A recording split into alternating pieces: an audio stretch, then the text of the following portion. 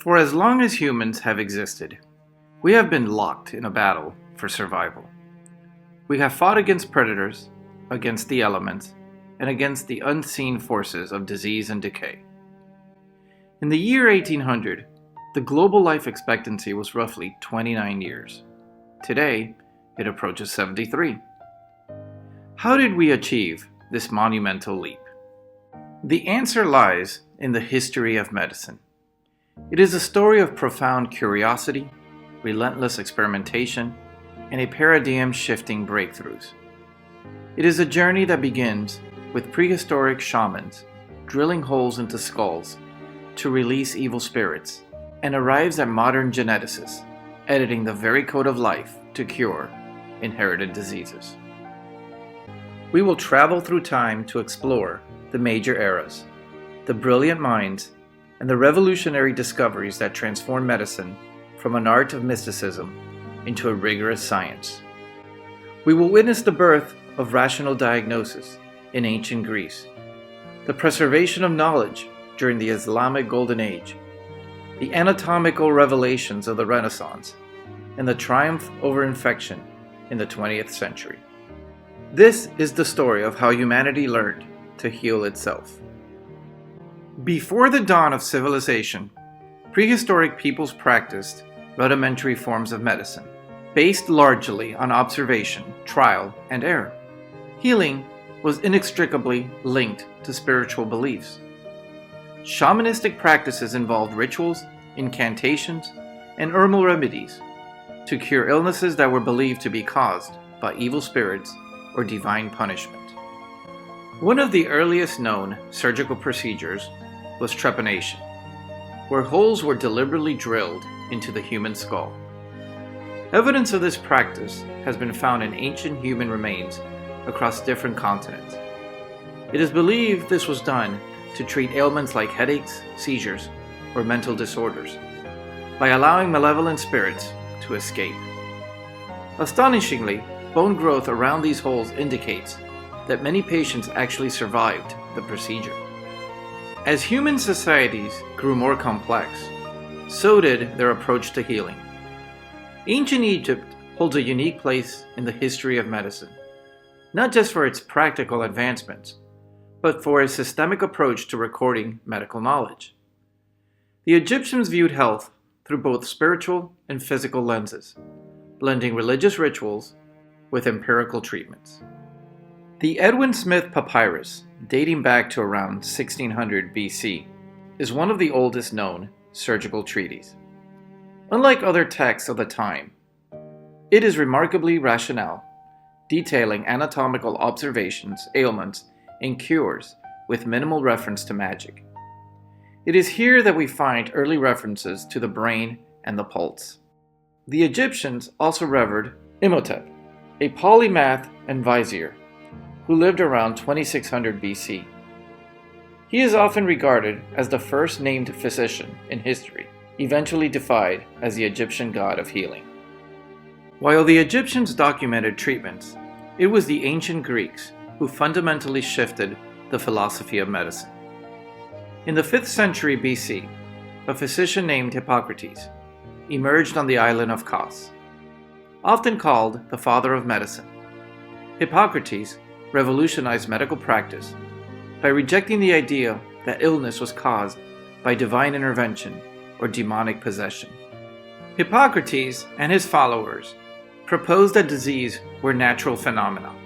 They developed the humoral theory, which posited that the human body was made up of 4 humors: blood, phlegm, yellow bile, and black bile. Health, they believed, depended on a perfect balance of these humors. While scientifically incorrect, this theory was revolutionary because it encouraged physicians to look for natural causes and to treat patients through diet, exercise, and environmental changes. Hippocrates also established a strict ethical code for physicians, the foundation of the Hippocratic Oath, which is still taken by medical professionals today. Centuries later, in the 2nd century, the Greek physician Galen, practicing in the Roman Empire, expanded upon Hippocratic theories. Galen was a brilliant anatomist, but Roman law forbade the dissection of human cadavers.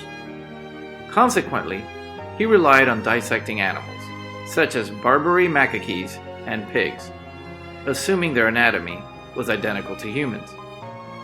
Galen's voluminous writings created a comprehensive medical philosophy that, despite containing significant anatomical errors, would absolutely dominate European and Middle Eastern medical thought for over 1,000 years.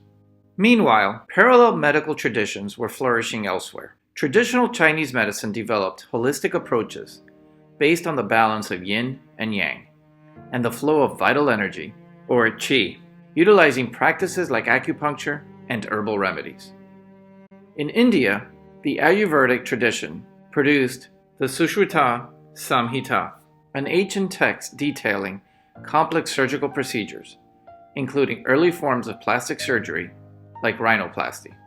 Following the collapse of the Western Roman Empire, Europe entered the Middle Ages. During this period, the progression of medical science largely stagnated in the West. Healing was primarily in the hands of the Catholic Church. Monasteries served as early hospitals, where monks preserved ancient Greek and Roman texts and provided basic care, heavily relying on prayer, relics, and herbal lore. However, while Europe experienced a lull, the Islamic world entered a golden age of scientific and medical advancement. Islamic scholars translated and meticulously preserved the works of Hippocrates, Galen, and other classical authorities, while adding their own profound discoveries. They established the first true hospitals, known as Bimarestans, which served as centers for treatment, medical education, and convalescence. The most towering figure of this era was the Persian polymath Avicenna, known in the Islamic world as Ibn Sina. In the early 11th century, he authored the Canon of Medicine, a massive 5-volume encyclopedia that synthesized Greek, Roman, Indian, and Islamic medical knowledge. The Canon set standards for medicine, discussed the contagious nature of infectious diseases, and introduced clinical trials for drugs. It was so comprehensive that it remained a standard medical textbook in European universities until the 17th century. By the 14th and 15th century, the Renaissance swept through Europe, bringing a profound cultural and intellectual rebirth. There was a renewed emphasis on humanism, direct observation, and the questioning of established dogmas. Physicians finally began to look beyond the texts of Galen and started examining the human body for themselves. The turning point in anatomical science arrived in 1543, courtesy of a young Belgian anatomist called Andreas Vesalius. Vesalius broke with tradition by performing human dissections himself. He published De Humani Corporis Fabrica, on the fabric of the human body, a masterpiece featuring highly detailed, accurate illustrations of human anatomy. Vesalius courageously pointed out over 200 errors in Galen's work, proving that Galen had relied on animal, not human, anatomy. Vesalius's work laid the true foundation for modern anatomy. The Renaissance spirit of inquiry continued into the 17th century. In 1628, English physician William Harvey published a small but revolutionary book titled De Motu Cordis, on the motion of the heart and blood. Before Harvey, it was widely believed that blood was constantly being created in the liver and consumed by the body. Through meticulous experiments and mathematical calculation, Harvey proved that the heart acts as a pump, circulating a finite amount of blood in a continuous, closed loop throughout the body. This discovery dismantled centuries of physiological misunderstanding and birthed the modern science of physiology. As we move into the 18th and 19th centuries, medicine began to accelerate at an unprecedented pace. The era was marked by 3 monumental breakthroughs that would forever change human history: vaccination, anesthesia, and the germ theory of disease. For centuries, smallpox was one of humanity's most terrifying scourges, killing millions and disfiguring survivors. In 1796, an English country doctor named Edward Jenner made a crucial observation. Milkmaids who contracted a mild disease called cowpox seemed immune to the deadly smallpox. Jenner tested this theory by inoculating a young boy with material from a cowpox sore, and later exposing him to smallpox. The boy did not fall ill. Jenner had discovered vaccination, a term derived from vacca, the Latin word for cow. This pioneering work laid the foundation for immunology and eventually led to the global eradication of smallpox in 1977. While vaccination promised to prevent disease, surgery remained a brutal, agonizing ordeal. Surgeons were prized for their speed, as patients had to be held down while fully conscious. This horrific reality changed on October 16, 1846, at the Massachusetts General Hospital. A dentist named William T.G. Morton successfully demonstrated the use of inhaled ether to render a patient unconscious during the removal of a neck tumor. The patient felt no pain. The discovery of anesthesia transformed surgery from a desperate last resort into a precise, deliberate medical discipline. Yet, even with pain eliminated, surgery remained incredibly dangerous. Post-operative infections routinely killed patients, and doctors had no idea why. The answer came in the late 19th century through the work of two specific giants: the French chemist Louis Pasteur and the German physician Robert Koch. Pasteur developed the germ theory of disease, proving that microscopic organisms or pathogens were responsible for causing infections and spoilage, effectively disproving the long-held belief in spontaneous generation. Robert Koch built upon this by developing techniques to isolate and identify specific bacteria responsible for specific diseases such as anthrax, tuberculosis, and cholera. A British surgeon named Joseph Lister read Pasteur's work and applied it to the operating room. He realized that microbes in the air and on surgeons' hands were causing the fatal infections. Lister introduced the use of carbolic acid to sterilize surgical instruments, the patient's wounds, and the surgeon's hands.